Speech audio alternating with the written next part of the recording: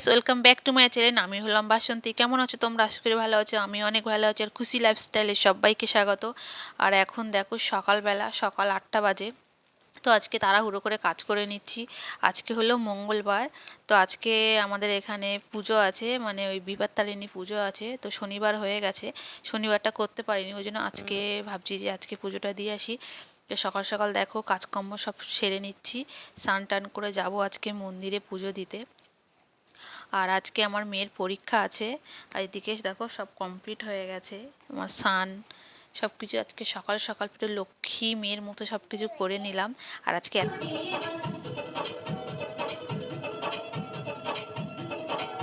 বুনু কোথায় থাকবে? বুনু কোথায় থাকবে?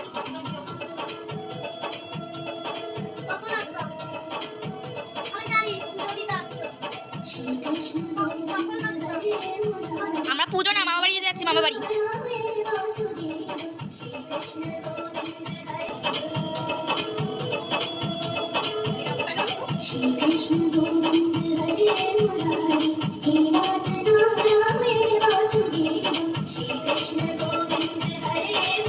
তো দেখো এদিকে আমি ঘরের পুজোটাও দিয়ে নিলাম, কেন বাইরে ঠাকুরকে আগে দিতে গেলে ঘরের ঠাকুরকে আগে দিয়ে যেতে হয়।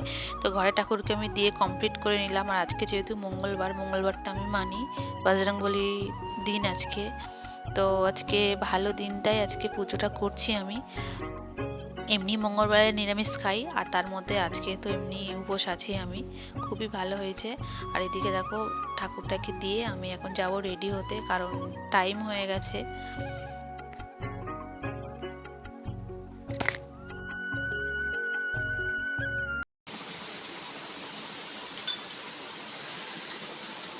তো দেখো বন্ধুরা, রেডি হয়ে গেছি। এই যে আমার ফুল লুক। আর এখন যাব ঠাকুরকে দিতে, মানে মন্দিরে যাব। আর আমার কুচকিটাকে নিয়ে যাব, বড়টাকে নিয়ে যাচ্ছি না, কারণ বড় মেয়ের পরীক্ষা চলছে, সেই কারণে ও বাড়িতেই থাকবে। 2টোর সময় ওর পরীক্ষা, 2টোর সময় পরীক্ষা দিতে চলে যাবে। আর এখান থেকে মন্দিরের ডিস্টেন্সটা অনেকটাই দূর আছে। দেখো এই যে শাড়িটা এরকম করেই আজকে আমি পরেছি। কেমন লাগছে কমেন্ট করে প্লিজ জানিও। আর এখন যাবো পুজো দিতে, তো তোমার ব্লগটা দেখতে থাকো গাইস।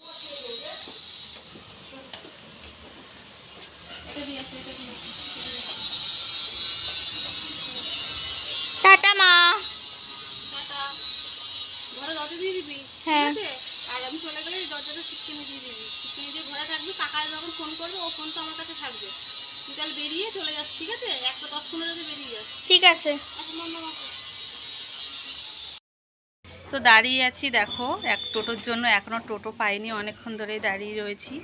তো বোনও ওখানে ওয়েট করছে। আর পুজো প্রায় মানে একটা না দুটো মনে হয় পুজো হয়েও গেছে।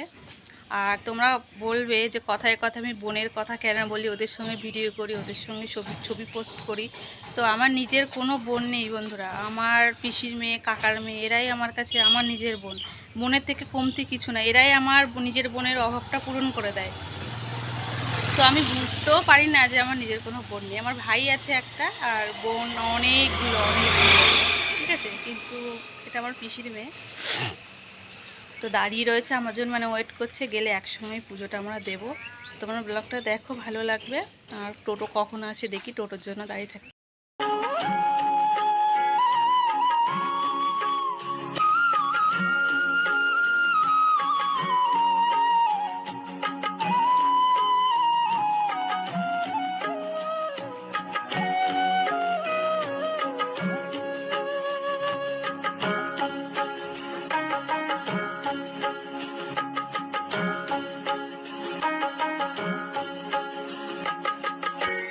মাগো তোর কোলে দেখাই, কত সুখ শান্তি যে পাই।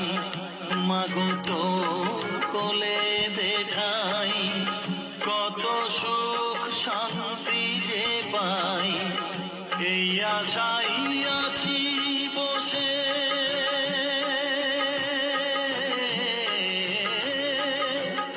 এই আশাই আছি বসে, দেখিয়ে স্বপ্ন